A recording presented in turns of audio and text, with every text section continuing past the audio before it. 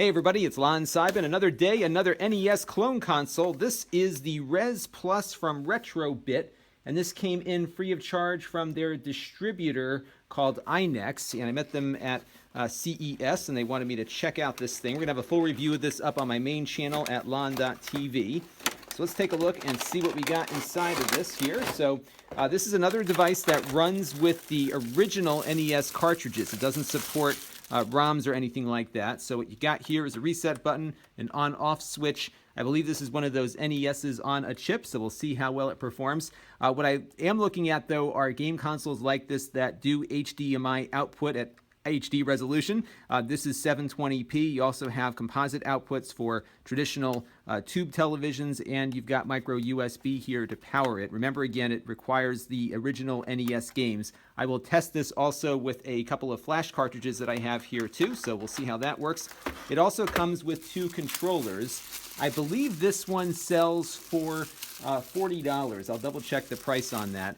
So you do get an additional controller versus what you get with the Hyperkin we looked at recently that only comes with a single controller. They look a little bit like the NES controllers do, but they have a little different button position here.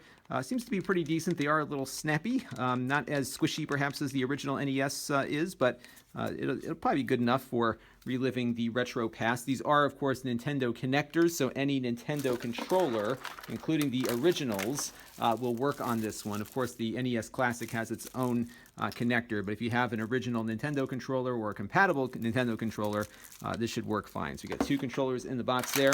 They do give you a power adapter and a charging cord, and you get the HDMI cable in the box too, which is always good to see. So I'm going to be playing with this, capturing some footage, and we'll see how it compares to some of the other ones that we looked at on my main channel at lon.tv very shortly. Stay tuned. This channel is brought to you by my Patreon supporters, including gold level supporters, the Black Eyed and Blues Music Hour podcast, Chris Allegretta, John Prawl,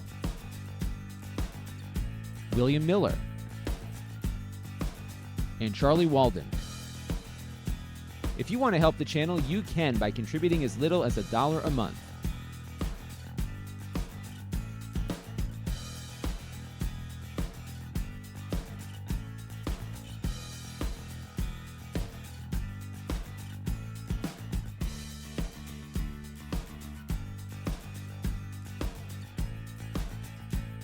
Head over to lon.tv/Patreon to learn more.